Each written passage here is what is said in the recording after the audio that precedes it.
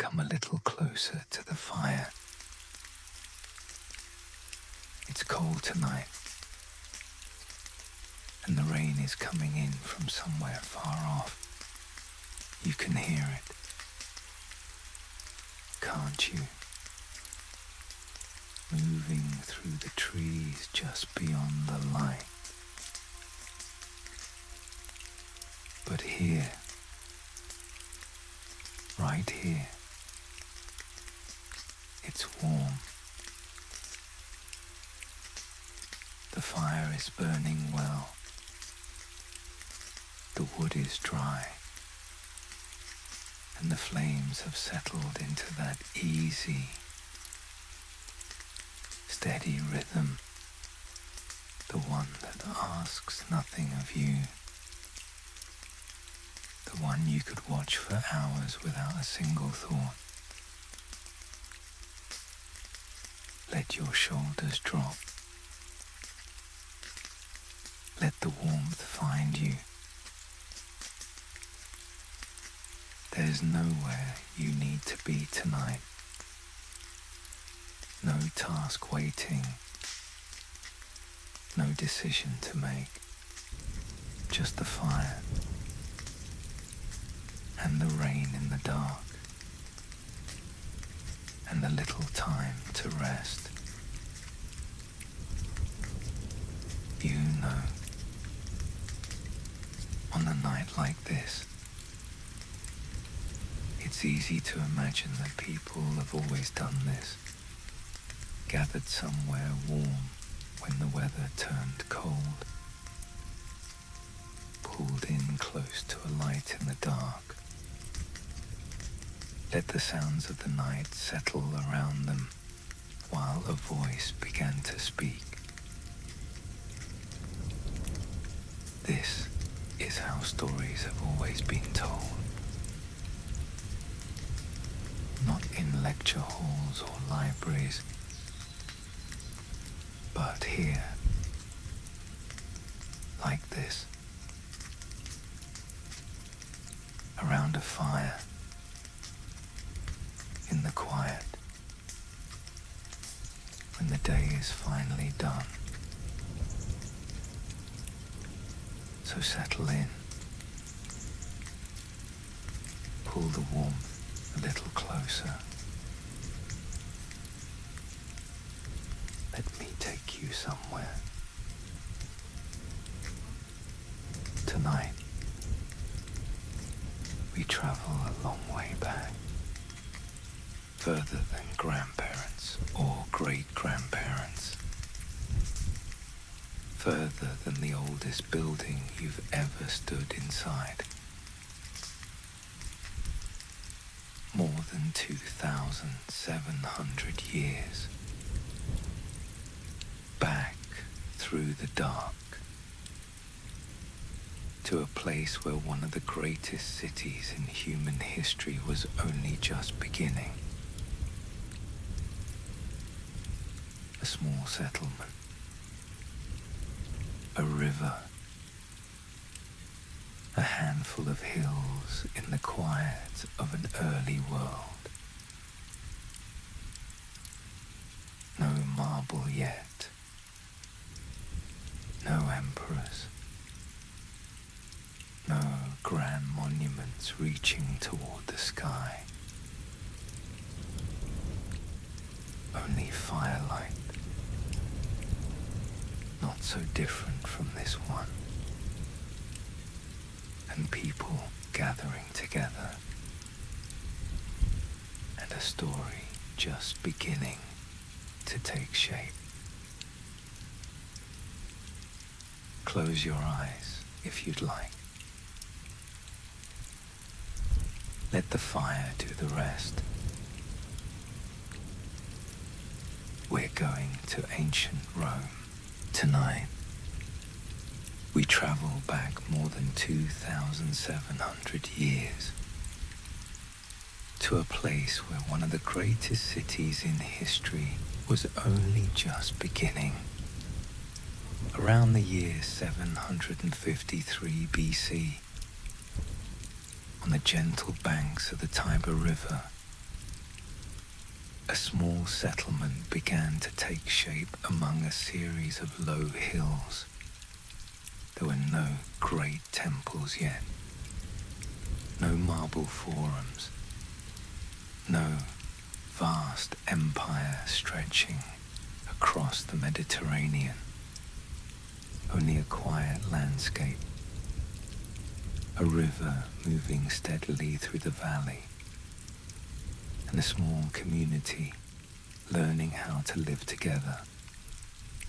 Over the centuries that followed, this settlement would slowly grow from a cluster of simple homes to a city of stone and streets, and eventually into the heart of a vast empire. By 509 BC, Rome would become a republic, governed not by kings, but by elected leaders and a powerful senate.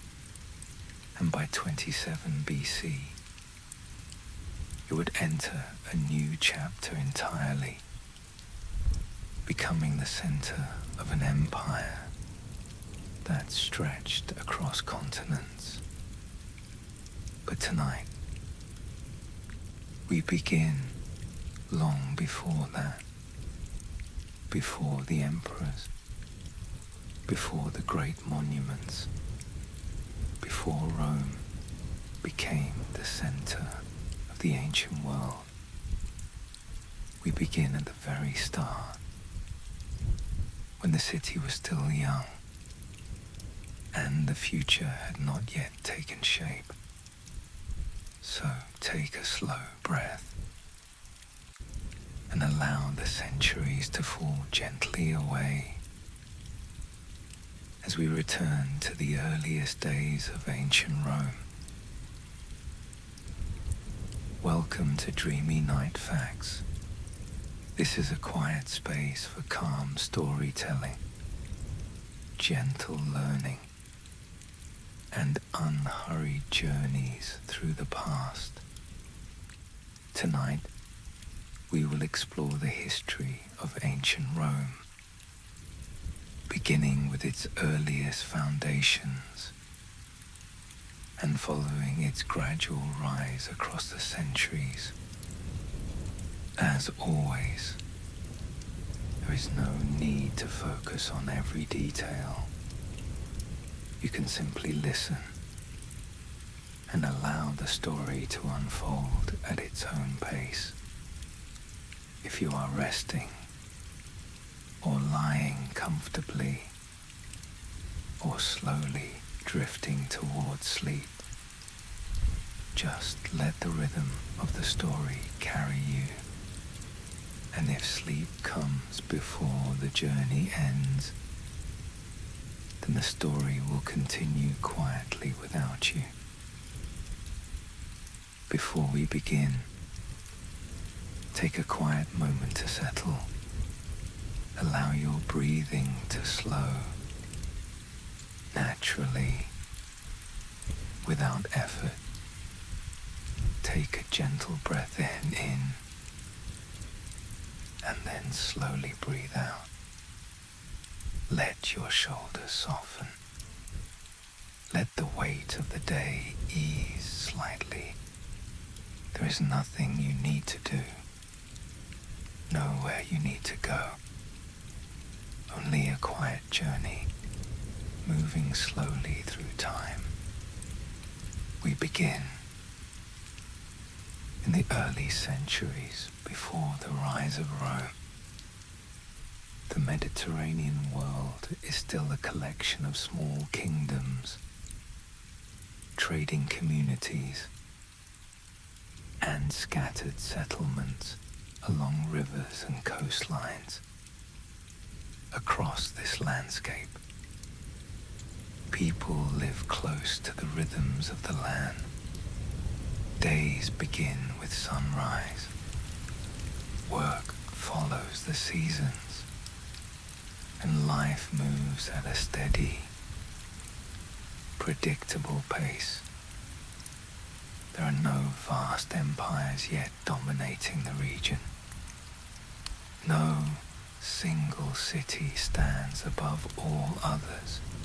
Instead, there are many small worlds, each developing in their own way, and among them, on the western side of the Italian peninsula, a quiet place beside a river is beginning to grow. The land itself is gentle, formed by rolling hills, open fields, and the steady presence of the Tiber River. The river flows calmly through the landscape, providing water, transport, and a natural meeting place for those who settle nearby. 7 hills rise above the river valley. These hills offer protection and a clear view of the surrounding land. It is here, among these hills, that small communities begin to form. At first, they are simple, groups of families living in modest homes, constructed from wood, earth, and stone. Smoke rises gently from cooking fires. Paths wind between shelters. Voices carry softly across the open space. Life is quiet and closely tied to the land. At this early stage, there is no sense that this place will become anything extraordinary. Only a small settlement, growing slowly, one generation at a time, and slowly, almost without being noticed, a city begins to form. In time, this growing settlement will become known as Rome. Goods and connecting communities beyond the hills. The location was not grand, but it was practical. And over time, that practicality would become one of Rome's greatest strengths. As the city grew, the people of Rome began to tell a story about their beginnings, a story that would be passed down for generations. It spoke of 2 brothers, Romulus and Remus, born during a time of uncertainty. According to tradition, they were set adrift on the Tiber River as infants and discovered along its banks. There, they were cared for and protected until they were old enough to return to the land where their lives had begun. In time, the brothers chose to build a city, but they could not agree on where that city should stand. Their disagreement slowly deepened until Romulus became the sole founder of the new settlement. And so, the city took his name, Rome. Whether this story reflects memory, symbol, or imagination, it reveals how the Romans understood themselves as people connected not only to a place, but to a shared origin, rooted in both land and story. these early centuries, life remained simple.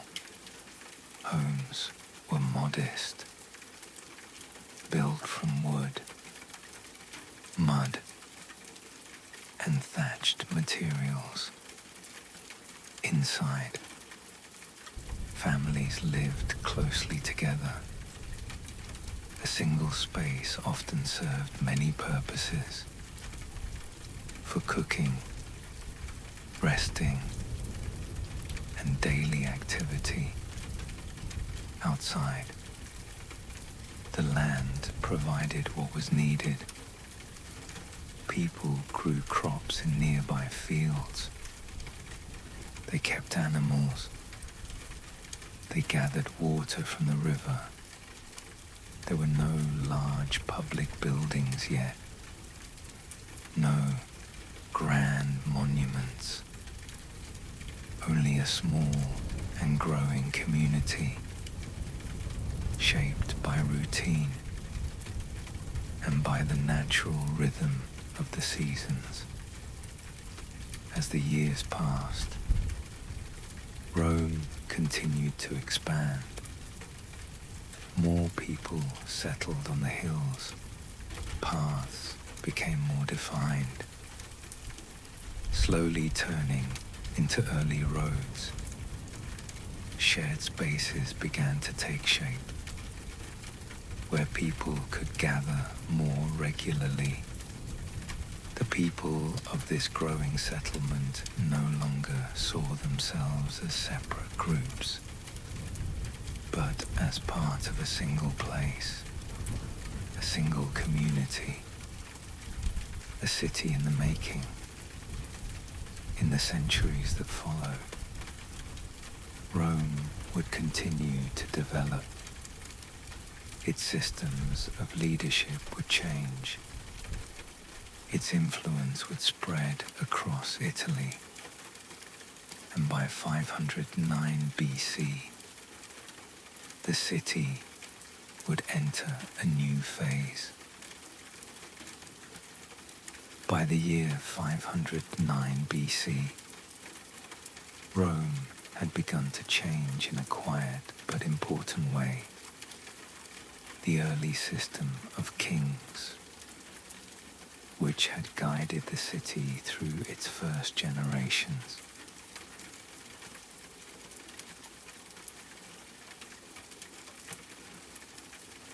came to an end.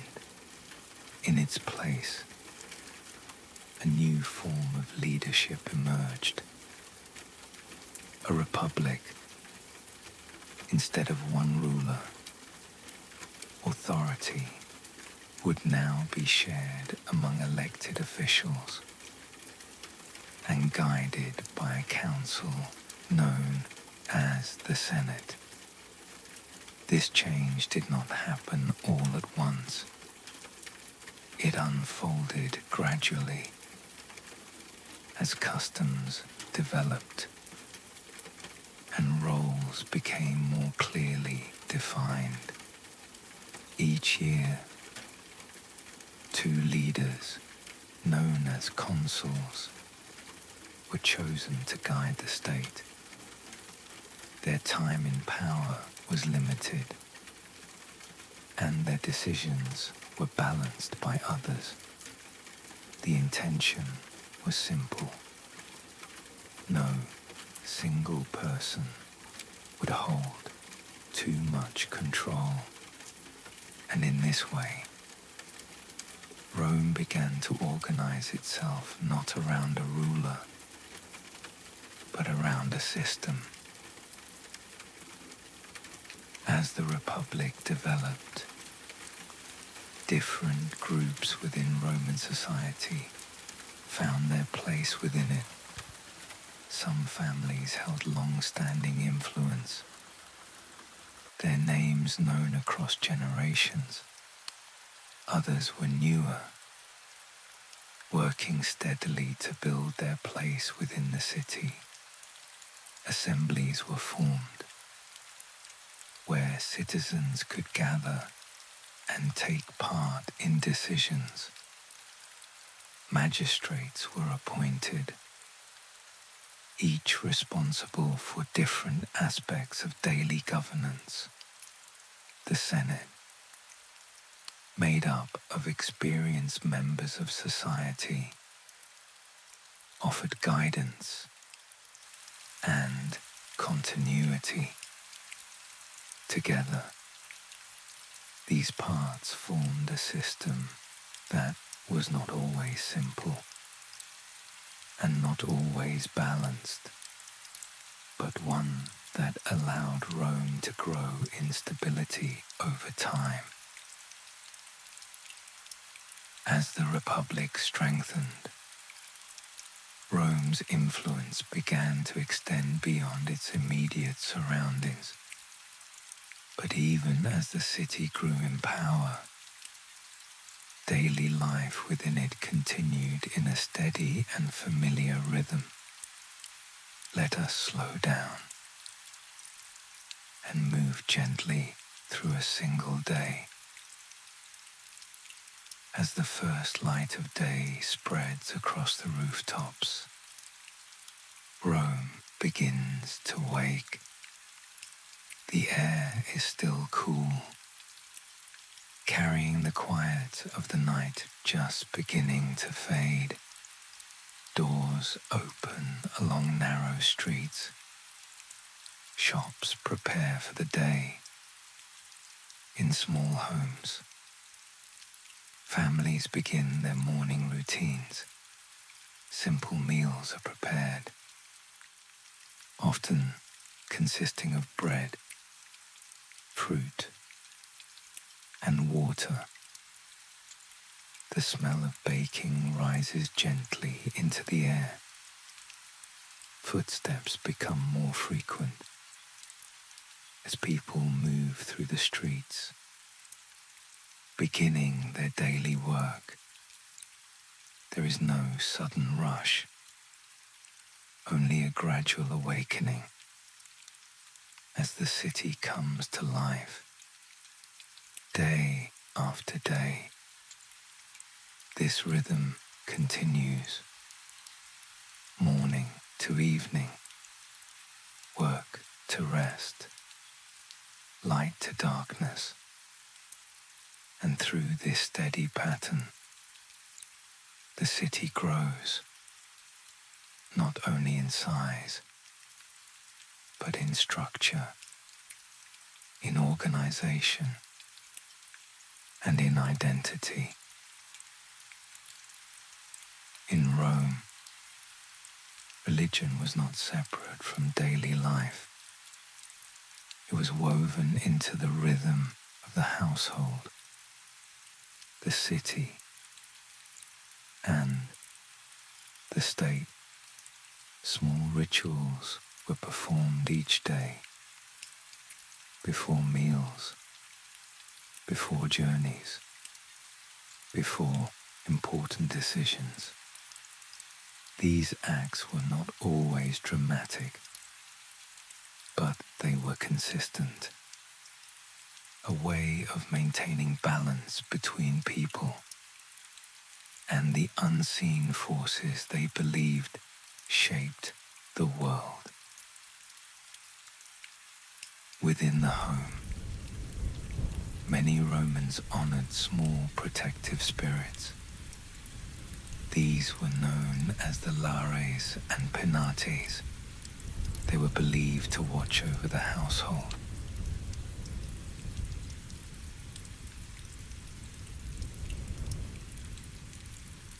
Protecting the family and its provisions. In many homes, a small shrine stood near the center of daily life. Offerings might include food, wine, or incense. These rituals were quiet, repeated, and familiar. Beyond the household, Rome honored a wider group of gods. Jupiter was associated with the sky and authority. Juno was linked with protection and the state. Minerva was connected with wisdom and skill.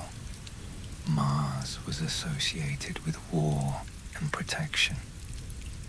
And Venus was linked with beauty and lineage. Temples dedicated to these gods stood throughout the city. Large stone structures with columns and open spaces where ceremonies were held on special occasions throughout the year. Roman religion focused on correct practice. Rituals were performed carefully. Words were spoken in a precise order. Offerings were made in specific ways. The aim was not simply devotion, but accuracy. It was believed that proper ritual helped maintain harmony between the human world and the divine. Special roles existed within Roman religion. Priests were responsible for overseeing ceremonies. Some observed the flight of birds, looking for signs that might guide important decisions. Others interpreted unusual events in the sky or the land before major actions, such as elections or military campaigns. These signs were often consulted. Religion, in this way, was closely tied to public life across the empire. Different regions kept their own traditions. Local gods continued to be honored, but Roman practices provided a shared structure, a quiet framework that connected many different peoples within a single world. By the 3rd century BC, Rome had extended its influence across much of the Italian peninsula. Cities that had once stood independently were now linked to Rome through alliances, treaties, and shared obligations. And beyond Italy, another world waited across the Mediterranean Sea.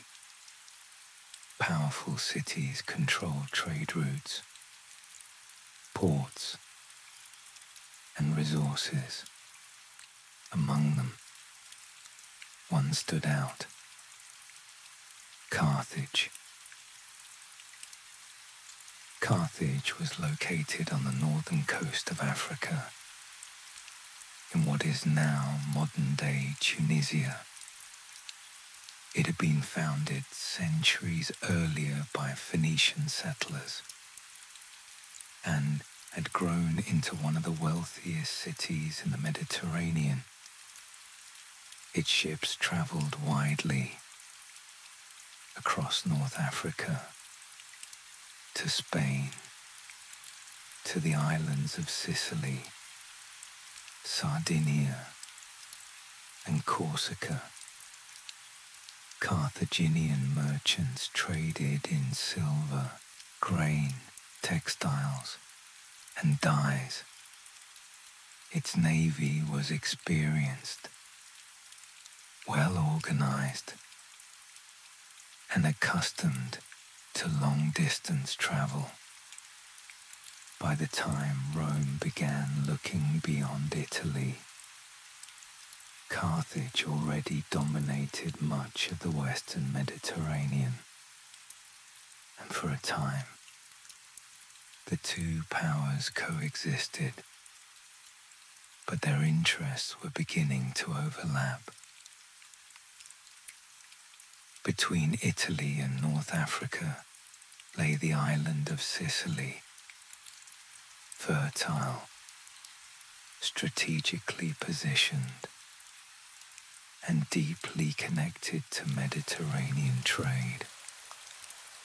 Parts of Sicily were influenced by Greek cities. Others were aligned with Carthage.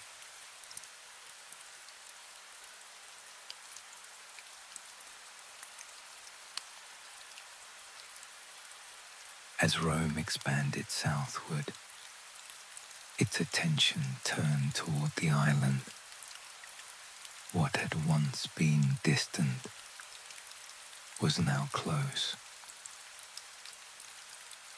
In 264 BC, conflict between Rome and Carthage began.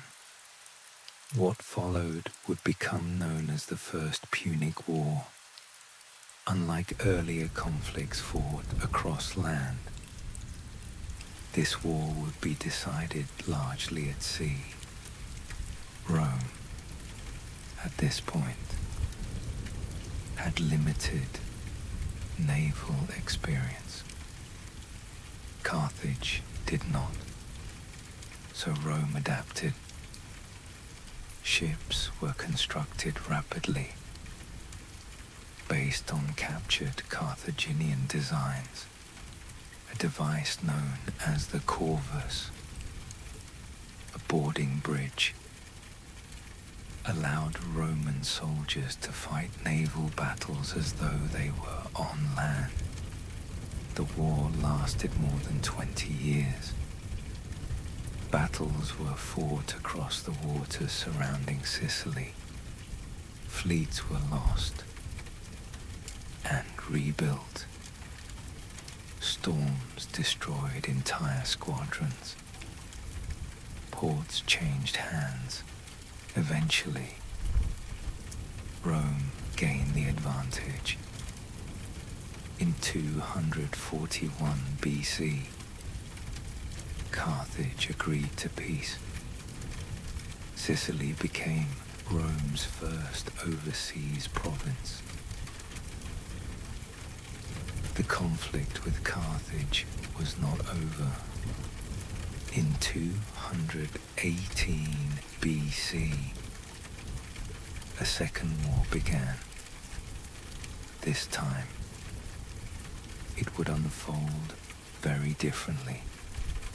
A Carthaginian general named Hannibal led an army from Spain, across southern Gaul, and over the Alps into Italy.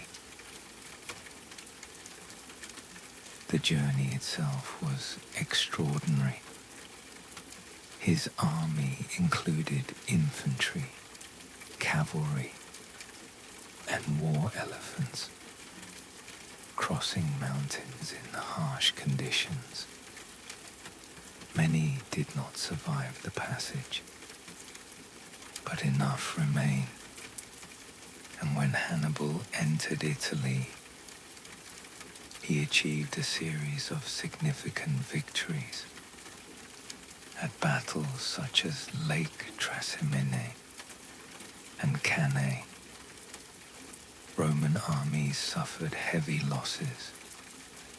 For years, Hannibal remained in Italy, not attacking Rome directly, but weakening its position.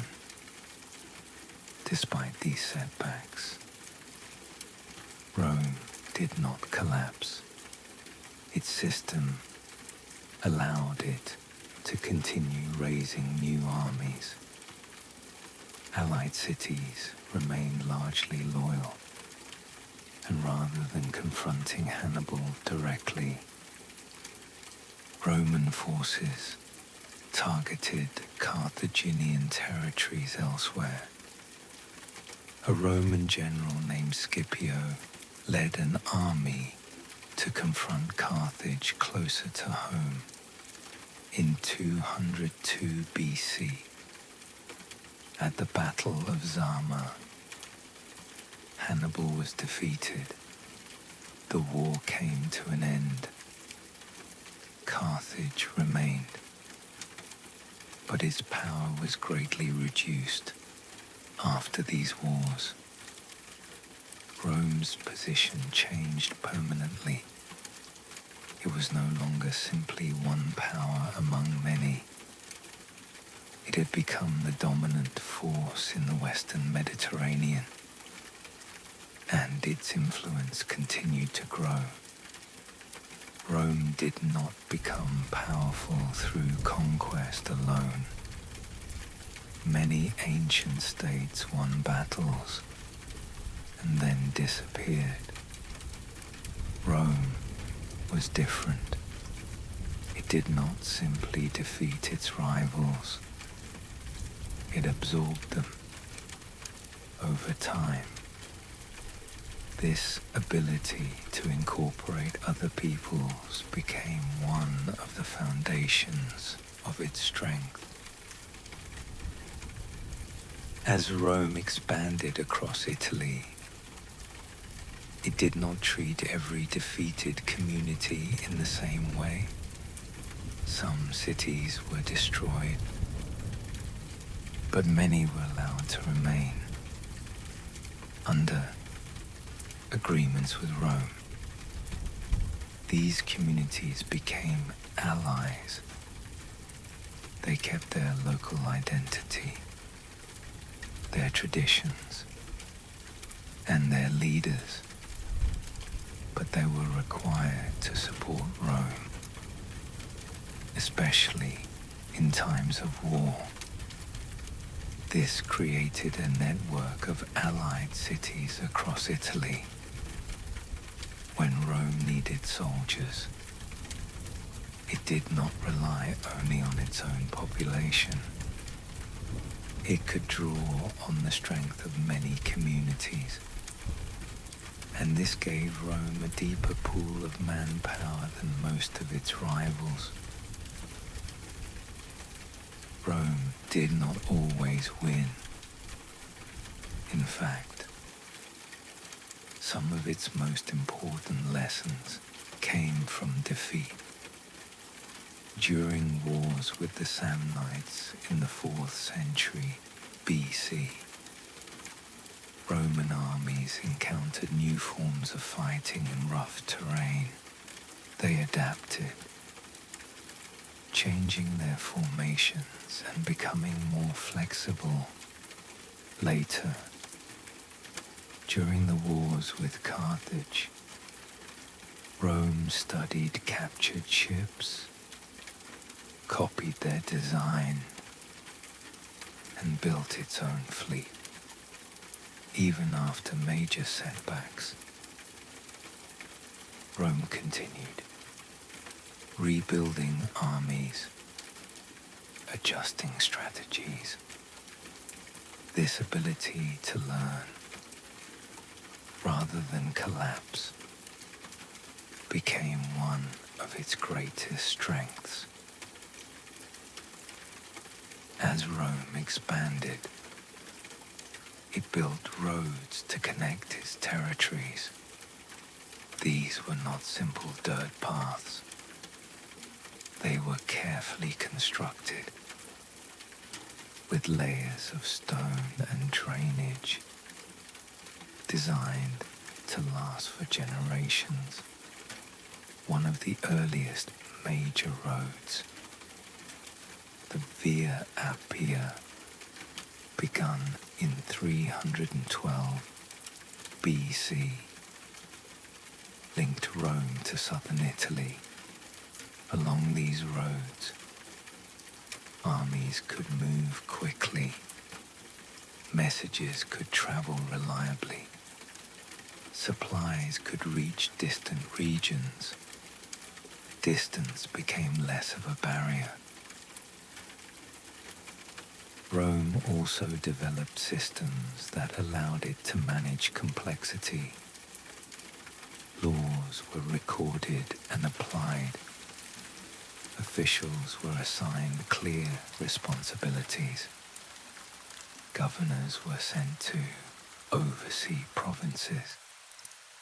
Tax systems were organized. This did not eliminate problems, but it created structure, and that structure allowed Rome to function across a large and growing territory. Over time, Rome extended different levels of citizenship to people outside the city itself. Some communities gained partial rights. Others were eventually granted full citizenship. This was unusual in the ancient world. Instead of ruling only as an external power, Rome allowed people to become part of its system. This encouraged loyalty, reduced resistance, and strengthened Rome from within. Perhaps most importantly, Rome was practical. It did not insist on doing everything its own way. If another culture had a useful idea, Rome often adopted it.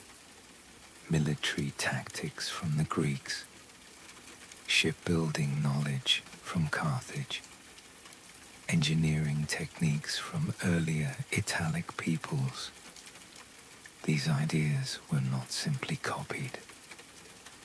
They were adapted, organized, and applied at scale. Rome's power was built gradually through alliances, adaptation, organization, and persistence. Each generation added something: a road, a law, a reform, a victory, or a lesson from defeat. And over centuries, these layers formed a system that was difficult to break. Rome's power did not rely only on armies. It also depended on what it built across Italy and later across the empire. Structures were designed to last. Stone, brick, and a material now known as Roman concrete were used to create durable buildings. This concrete, often mixed with volcanic ash, allowed structures to hold their shape over long periods. It was used in walls, harbors, and large public buildings. As cities grew, loaded, the need for water, Rome developed systems known as aqueducts. These carried water over long distances from hills and springs into urban areas. They worked through careful gradients, allowing water to flow steadily downhill. Where valleys interrupted the route, arches were built to support the channels. Water reached fountains, bathhouses, and private homes. These systems supported both daily life and the growth of large populations. Roman engineering focused on function. Bridges were built to carry roads across rivers. Harbors were constructed to support trade. Sewers helped manage waste and drainage in the city. These systems were not isolated. They worked together. Roads connected cities. Aqueducts supplied them. harbors linked them to the wider world. The core unit of the army was the legion. Each legion was divided into smaller groups, allowing it to move and respond with flexibility. Soldiers were trained to operate together, maintaining formation under pressure.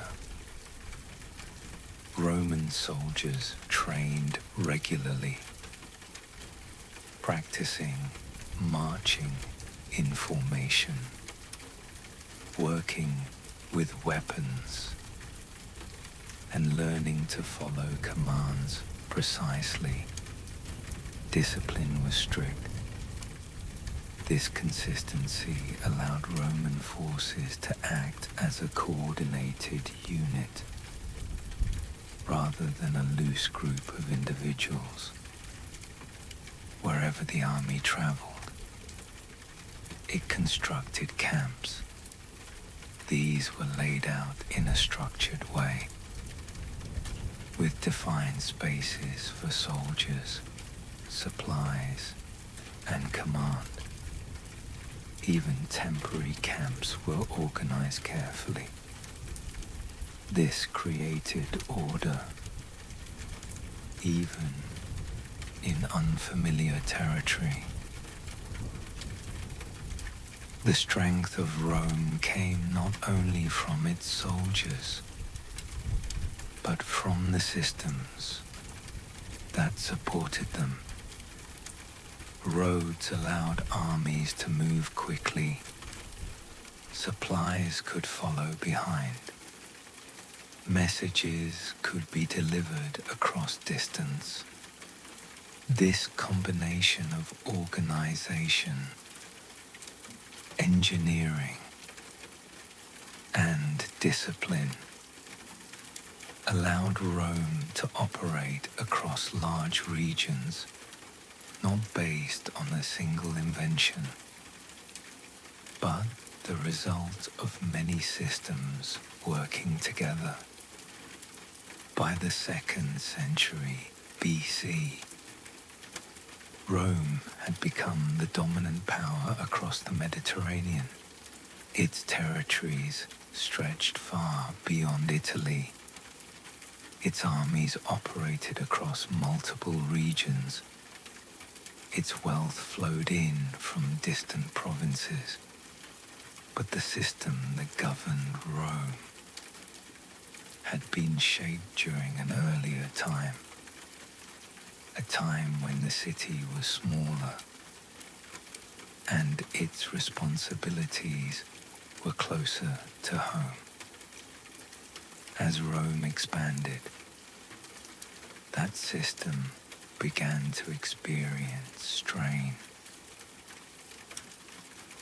Much of Rome's new wealth came from conquest. Large estates began to spread across parts of Italy, often worked by enslaved labor. At the same time, many small farmers struggled to compete. Some lost their land.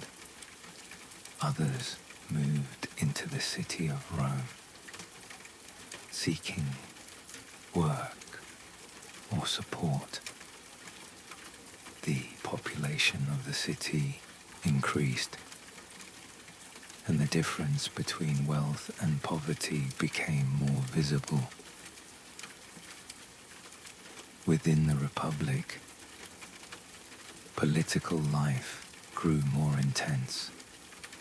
In 133 BC, a tribune named Tiberius Gracchus attempted to redistribute public land to support poorer citizens. His efforts were resisted, and he was killed during political unrest.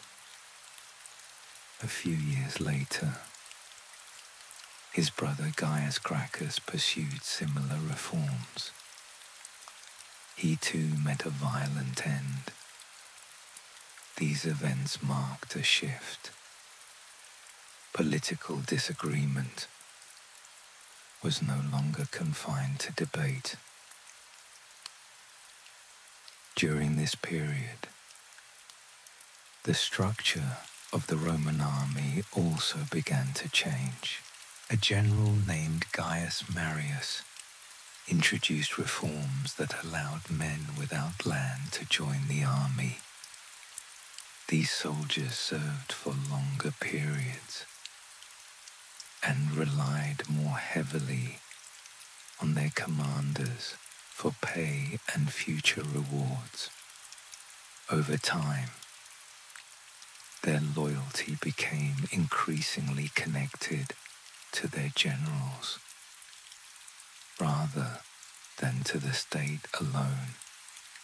This change would have lasting consequences. By the 1st century BC, power within Rome was no longer balanced in the same way. Influential figures began to compete more directly. Among them were Julius Caesar, the General Pompey, and a wealthy senator named Crassus. These men formed an informal political alliance through which they were able to influence decisions within the Republic. But the balance between them did not last. Julius Caesar came from an established Roman family. He was known for his intelligence, his political skill, and his ability to build alliances. Over time, he rose through the ranks of Roman politics, but it was his military command that would define him. Between 58 and 50 BC, Caesar led Roman armies in campaigns across Gaul, a region that now includes modern France and parts of surrounding countries. These campaigns were extensive. Roman forces moved through forests, across rivers, and into unfamiliar territories. Over these years, Caesar secured Roman control over the region, and in doing so, he gained something equally important: the loyalty of his army. While Caesar was in Gaul, political tension in Rome continued to grow. His alliance with Pompey had fractured. The Senate had ordered Caesar to give up his command and return to Rome without his army. In 49 BC, Caesar made a decision that would change the course of Roman history. He led his army toward Italy at the boundary of the province. A small river marked the limit of his command, the Rubicon. By crossing it with his army, he would be acting against the authority of the Senate. It was a point of no return, and yet he crossed. What followed was a civil war. For the first time in many years, Roman forces fought not against distant enemies, but against one another.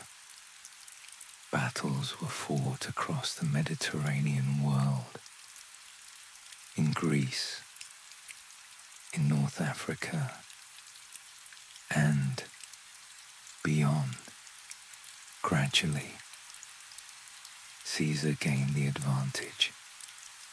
Pompey was defeated, and Caesar emerged as the dominant figure in Roman politics. After his victory, Caesar was granted increasing authority. He was named dictator, and later dictator for life. He introduced reforms. Calendars were adjusted. Debts were addressed. Colonies were established.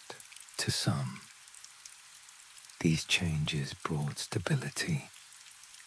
To others, his position appeared too powerful, too close to monarchy, which Rome had long rejected. And once again, tension began to rise. On March 15th, 44 BC, Caesar entered the Senate.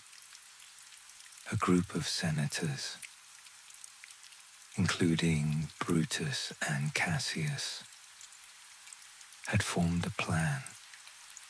They believed that removing Caesar would preserve the Republic.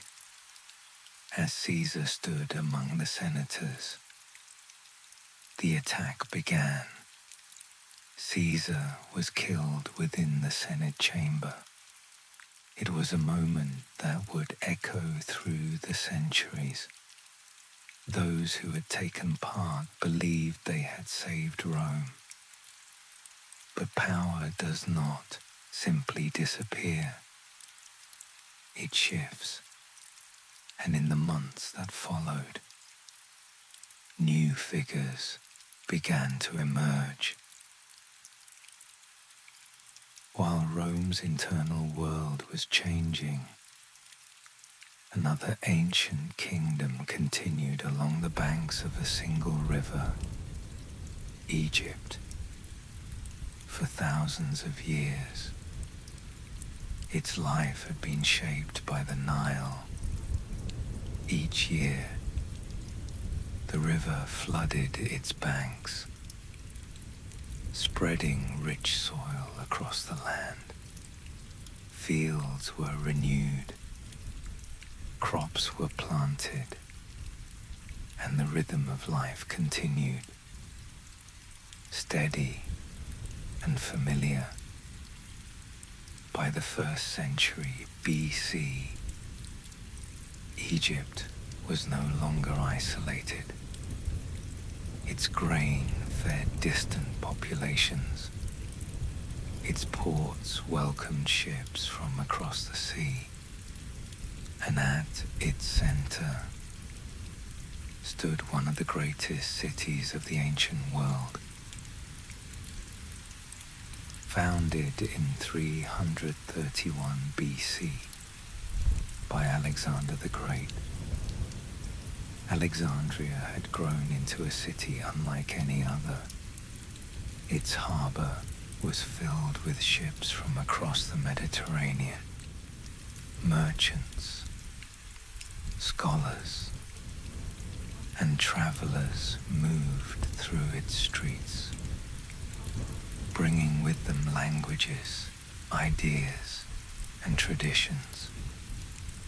The great lighthouse of Alexandria rose above the coastline, guiding vessels safely into port. Nearby, the Library of Alexandria had once gathered knowledge from across the known world. Greek and Egyptian influences existed side by side, and within this city, a royal family governed Egypt. In 69 BC, a daughter was born into the Egyptian royal family. Her name was Cleopatra VII. From an early age, she grew up within the environment of the Alexandrian court. She was educated in the Greek tradition, learning philosophy, rhetoric, and science. But unlike many of her predecessors, Cleopatra is believed to have learned the Egyptian language as well.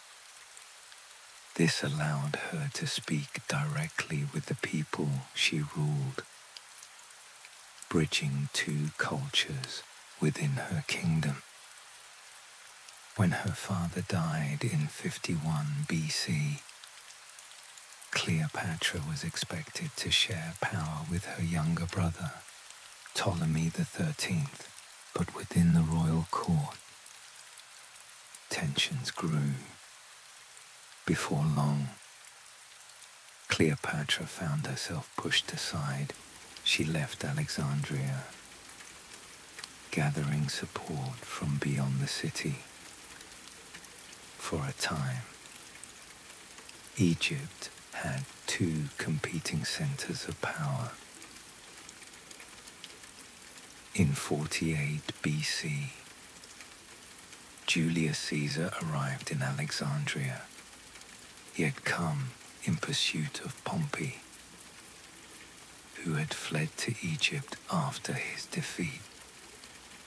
But Pompey had already been killed before Caesar's arrival.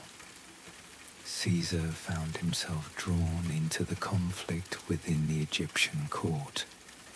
Cleopatra, seeking to reclaim her position, needed to meet him. But the city was controlled by her brother's supporters. Ancient accounts describe how she was brought into the palace secretly and presented before Caesar. Whether every detail of the story is exact is difficult to know, but the meeting itself is certain. Caesar and Cleopatra spoke about power, about Egypt, about Rome. She was young, but highly educated and politically aware. He was experienced and one of the most powerful figures in the Roman world. Between them, an understanding began to form. Conflict continued within Alexandria. Forces loyal to Ptolemy XIII resisted Caesar's presence, but eventually Caesar's forces secured control and Cleopatra was restored to power. After Caesar's assassination in 44 BC, the Roman world fractured once more. A new alliance formed between three men: Octavian, Mark Antony, and Marcus Lepus. Mark Antony took charge of the eastern part of the Roman world, and in 41 BC, he summoned Cleopatra to meet him in the city of Tarsus. She arrived in extraordinary fashion, and from that meeting, an alliance began that was both political and personal. Cleopatra and Antony became partners in power. Together they ruled the eastern Mediterranean. She from Alexandria, he as Rome's representative in the east. For years, their alliance held.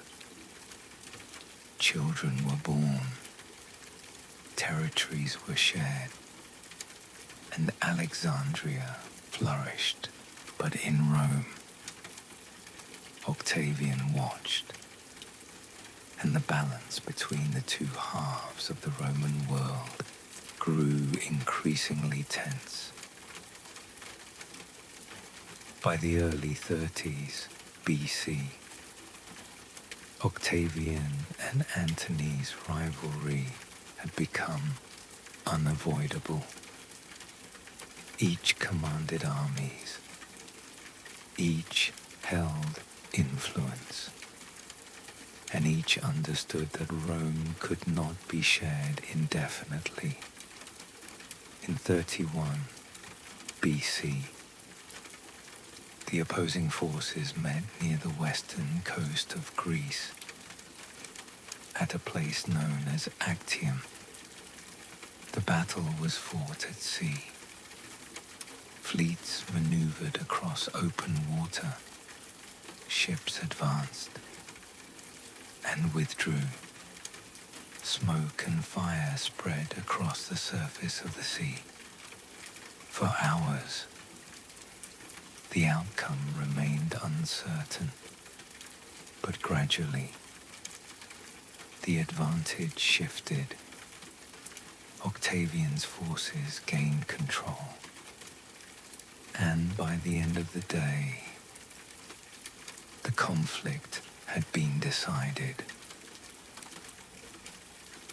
In the months that followed, Antony and Cleopatra retreated to Egypt. Octavian's forces pursued them. One by one, their remaining support fell away. Mark Antony died in Alexandria, and shortly after, so did Cleopatra. The last ruler of the Ptolemaic dynasty was gone. Egypt became a Roman province, and Octavian stood as the sole master of the Roman world.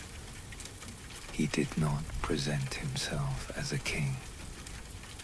The memory of monarchy still carried resistance in Rome.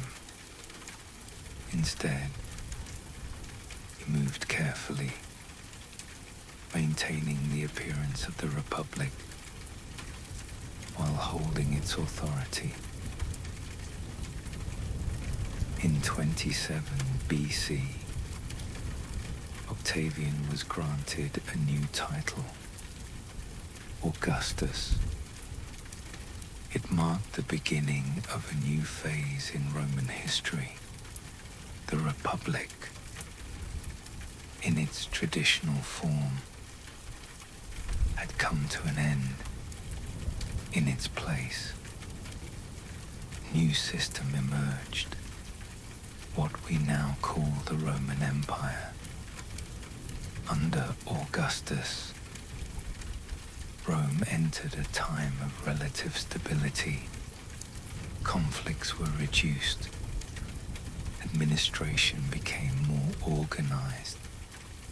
Roads were maintained and expanded. Cities developed across the empire. Trade continued steadily. And within Rome itself, life began to settle into a new rhythm, not the same as before, but structured and enduring, would be read for 2,000 years, and Horace offered quiet reflections on friendship, nature, and the passing of time. The orator and statesman Cicero, who had lived through the final years of the Republic, left behind a vast body of speeches and letters that illuminate the inner life of Rome as vividly as any monument. Theatre was performed in large outdoor spaces. Music accompanied festivals and religious ceremonies. Mosaics decorated the floors of homes and public buildings, their small tiles arranged into scenes of everyday life, mythology, and the natural world. Wealthy Romans filled their homes with sculpture. Gardens were designed as places of beauty and reflection.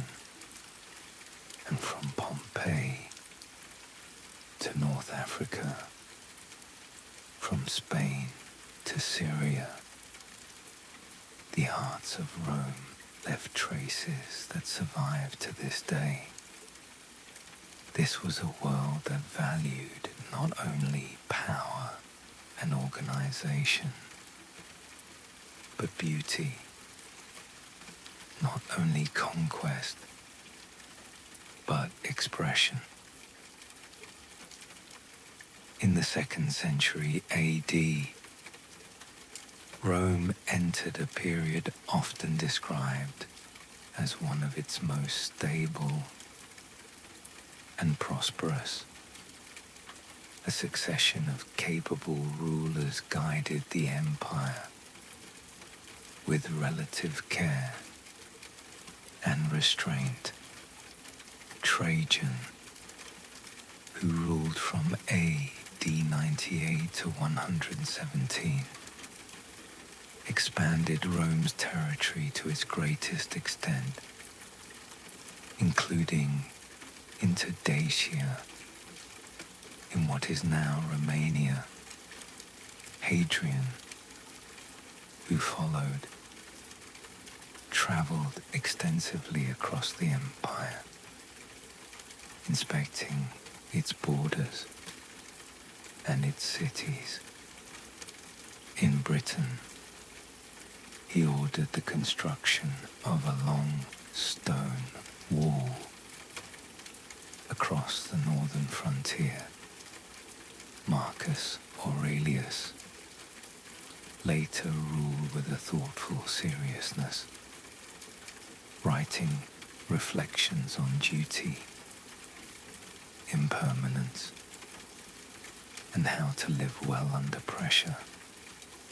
Under these rulers, the empire functioned at something close to its best. Cities prospered, trade moved freely, and law connected distant regions. Under Trajan, the Roman Empire reached its greatest extent. It stretched from Britain to the deserts of the Middle East, to North Africa, and across much of Europe. Roman roads connected these regions. Along them, soldiers marched, merchants traveled, and messages moved steadily across distance. In AD 212, citizenship was extended across the empire, bringing many different peoples into a shared system. Far from Rome itself, life continued in cities, towns, and villages across the empire. In Pompeii, before its destruction in AD 79, streets were lined with shops, homes, and public buildings, painted walls, stone streets, and flowing water-shaped daily life across the provinces. Local traditions remained strong, yet all were connected through the same quiet structure of empire. By the 3rd century AD, the empire began to feel pressure. Along its borders, new groups moved. In the east, another powerful empire rose, and within Rome itself, stability became harder to maintain.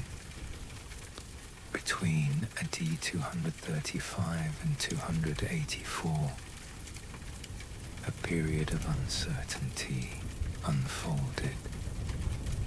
Multiple rulers, short reigns, and repeated conflict. The empire endured, but it was no longer the same. In AD 284, a new emperor came to power, Diocletian. He divided authority, recognizing the scale of the empire. Later, Constantine established a new center, Constantinople. In AD 330, a new Rome, looking toward the east. Over time, the Western Empire weakened. In AD 410, the city of Rome was entered and looted, and in AD 476, the final Western Emperor was removed. The Western Empire had come to an end. But Rome did not disappear. In the east, it continued, centered in Constantinople. Its systems, its laws, and its identity endured for nearly 1,000 years more, a quiet continuation beneath the same stars. Even after the fall of the Western Empire, Rome did not disappear. Its roads remained, its cities continued, and its story carried forward into the world that followed. Its laws influenced later societies across Europe and beyond. Latin evolved into new languages: Italian, French, Spanish, Portuguese, and Romanian. Roman building methods shaped architecture for generations. The idea of a republic, of shared law, of citizenship, will carry the trace of what Rome had built. And across Europe, North Africa, and the Mediterranean, the imprint of Rome remained visible, not only in ruins and monuments, but in the way people governed themselves, spoke, and understood the world. Now, if we return once more to the city beside the Tiber, the movement of centuries begins to slow.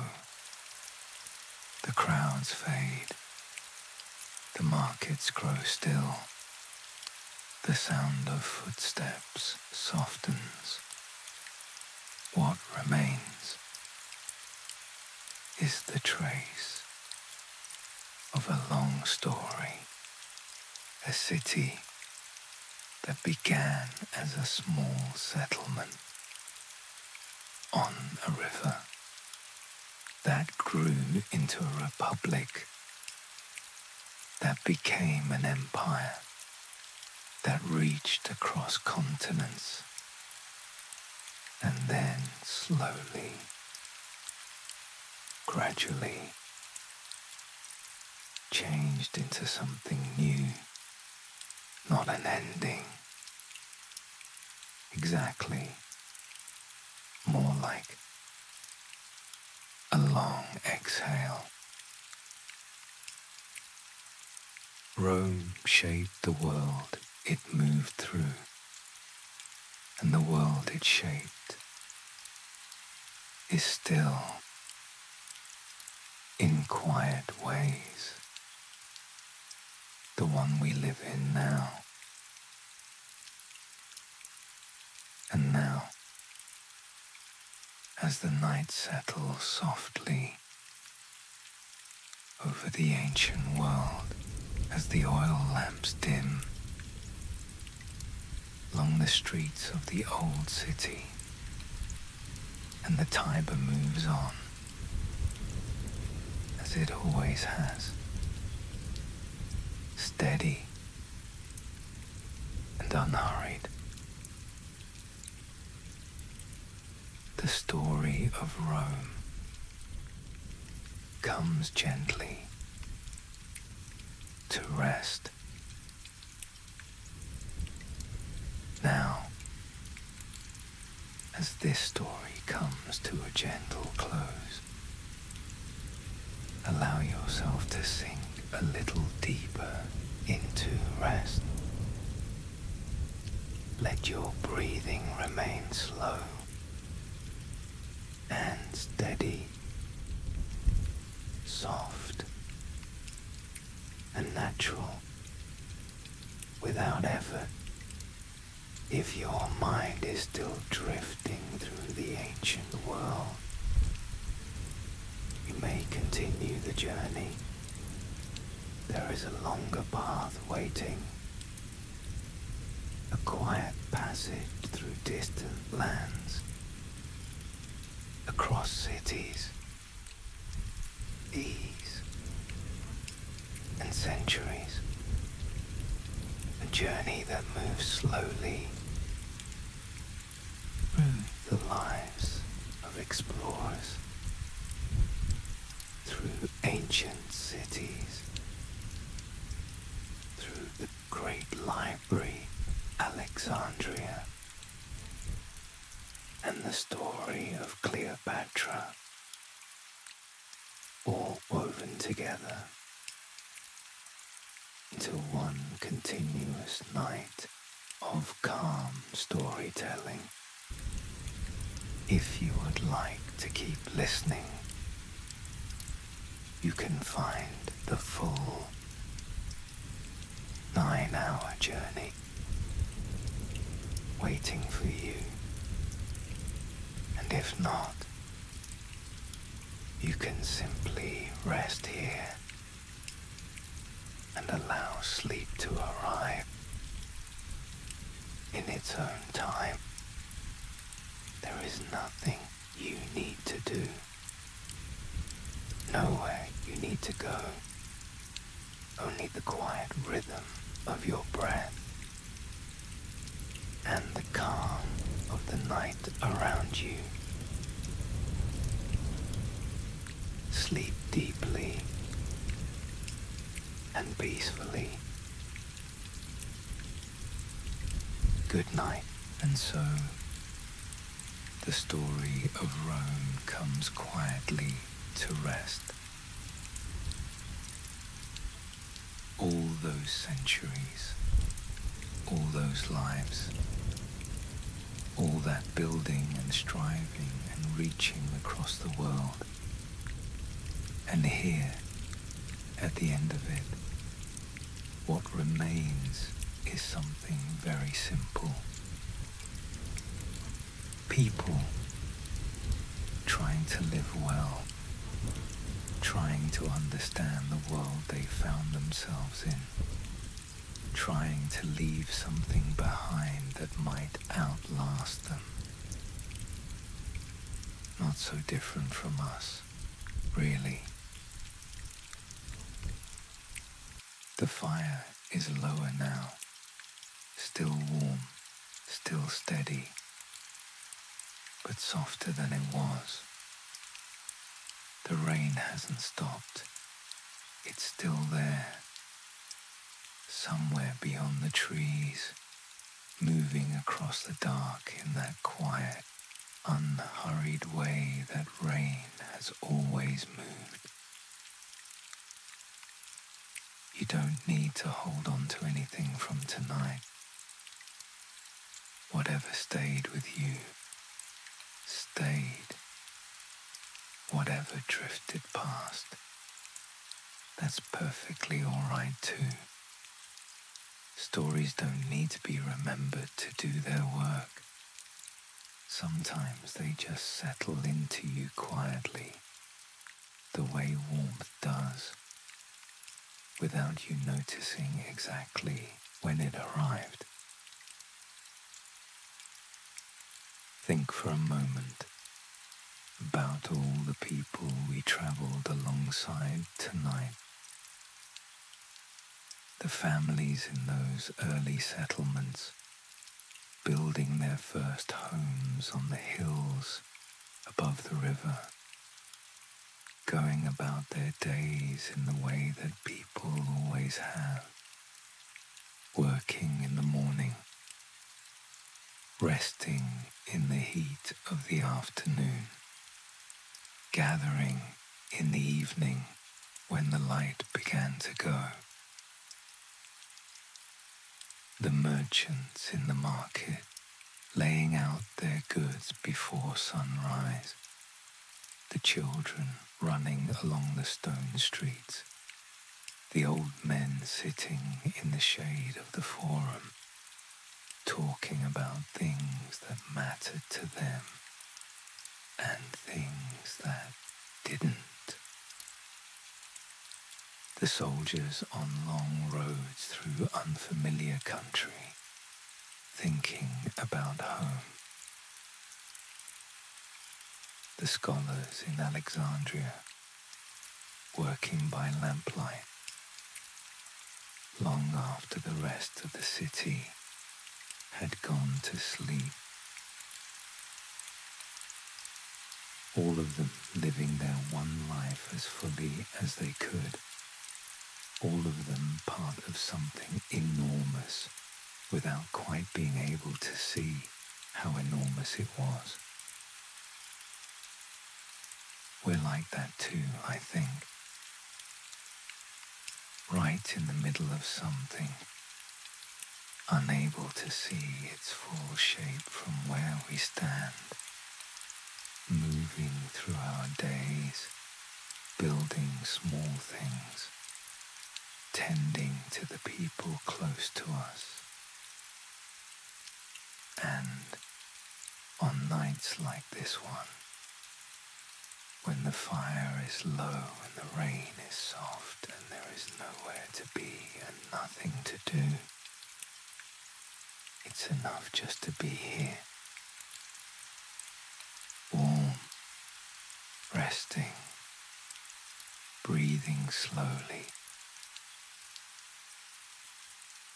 The fire doesn't ask anything of you tonight. Neither does the rain.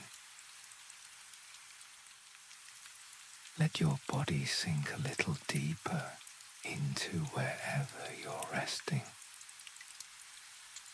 Feel the weight of your arms, the weight of your legs, the gentle, steady weight of your own breathing. In and out. In and out. Rome took centuries to build, and centuries more to slowly transform into something new. Nothing that matters happens all at once. Everything that lasts is built slowly, quietly, one small thing at a time. You don't have to build anything tonight. Tonight is only for resting. The embers are glowing now, that deep, quiet orange that a fire settles into when the wood has burned down and only the warmth remains. No more flames reaching upward, just a steady, gentle heat, doing nothing at all except being warm. That's where we are now, at the glowing end of a long and beautiful evening. Sleep is close. Let it come. Don't reach for it. Don't try to hurry it along. Just let the fire breathe and the rain fall and your thoughts move wherever they want to move, slowly, without direction. The way clouds drift when there is no wind to hurry them. Thank you for traveling with me tonight, all the way back to the beginning, to a small settlement on the quiet river, to the first fires burning on those 7 hills, and all the way forward again, through centuries of roads and aqueducts and poetry and war and philosophy and ordinary, tender, everyday life. Back here, to this fire, to this night, to you. Rest now. The story will be here whenever you want to return to it. And tonight, you have all the time in the world. Sleep well.